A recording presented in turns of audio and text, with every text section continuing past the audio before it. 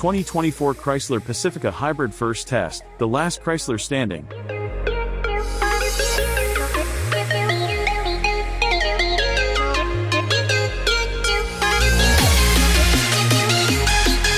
Ever the contrarian, Chrysler's plug-in hybrid minivan wants to turn you and your family away from SUVs. Half-eaten bagels, balls of hockey tape, Skittles and Starburst, drink surge and play again bottle caps. This was just some of the detritus my father pulled out from the third row seat back in my family's old second-generation Dodge Grand Caravan some 3 decades ago when trading it in. Its replacement, a third-gen Chrysler Town & Country, was an order of magnitude nicer than the Dodge, but it would be spared no quarter by my 2 brothers, our hockey teammates, or our visiting relatives, either. It faithfully withstood the abuse of both my family and the New York metro area until it, caught on fire and didn't anymore. Chrysler has survived 4 new owners, a bankruptcy, and 3 mergers since then. In some ways it's fitting the Chrysler Pacifica, the Town & Country's new old name, is, for now, the brand's last vehicle standing.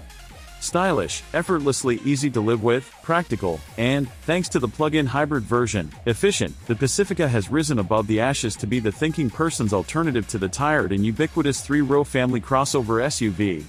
In the 2023 Chrysler Pacifica Hybrid Pinnacle we've been testing might just be the best version yet.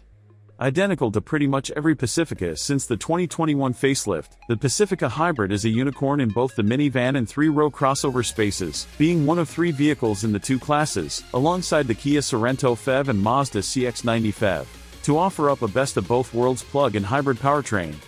The Pacifica Hybrid blends Chrysler's workhorse 3.6-liter V6 with 2 front-mounted electric motors, a CVT, and a 16 kWh battery pack mounted amidship.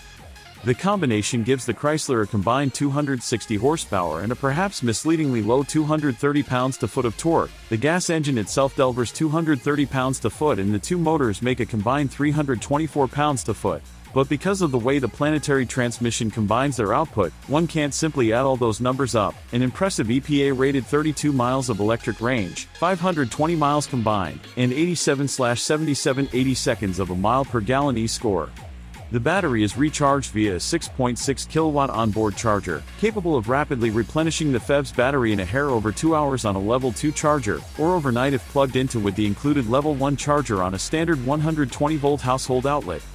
Considering how few Pacifica Hybrid owners will really care how quickly the Pacifica does the quarter mile or how fast it can whip around a figure 8, if you do, there's a handy little chart waiting for you once you finish reading this article. It's quite surprising how nicely the Chrysler minivan drives. Its powertrain is easily the best part.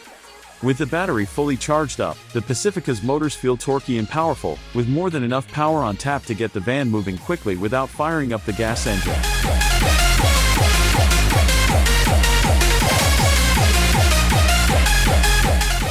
When that engine does come online, it can be a fairly random occurrence, but it's always smooth.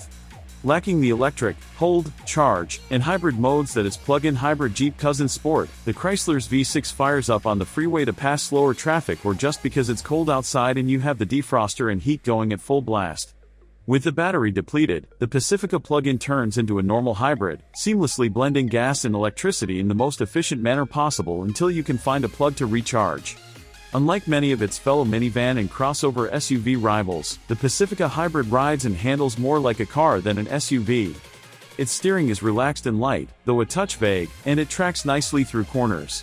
Its low center of gravity helps minimize body roll, while its suspension quickly dispatches with even the most brutal road rash without extraneous motions, gut jiggle, or even evidence of the second and third row seats wiggling around on their mountings. Impressive for a minivan that's lived a hard 7,500 miles at the hands of automotive journalists. Just about the worst thing about driving the Pacifica Hybrid is its brakes, which are mushy and inconsistent, likely due to poor tuning of the system that blends regenerative and friction braking. While it's something the driver will eventually get used to, it can initially lead to some short stops and car-sick passengers. Inside, the Pacifica Hybrid Pinnacle is a ritzier take on the standard Pacifica fare. The 223 cabin layout is outfitted front to back with quilted Napa leather, matching throw pillows in the second-row captain's chairs, a suede headliner, and black and tan accents. Chrysler loads up its top-trim family-friendly minivan with all the bells and whistles, including Amazon Fire TV with front seat back-mounted screens, Wi-Fi, and its FamCam overhead cabin camera. Like the non-hybrid Pacifica, the plug-in sports 3 HVAC zones, cup holders and plugs throughout, and a third row that tumbles flat into the floor. Unfortunately, second row stow and go seats are unavailable, as the battery takes up the space where the captain's chairs would otherwise tumble into the floor. These seats are arguably the biggest weak point of this luxury spec van. The Pacifica's second row buckets are on the thin and flat side, and although the lumbar pillow helps some, they're not quite as comfortable or cushy as the first or third row seats. At $63,555 to start, $64,050 is equipped, thanks to its Fathom Blue paint coat, before 2024's $7,500 federal tax credit. The Pacifica Hybrid Pinnacle no doubt represents a pricey proposition considering the high chance it winds up stuffed with, if my family was any indication, food, sports equipment, and garbage. Lower trim levels, such as the base $54,825 Pacifica Hybrid Select, are likely better buys.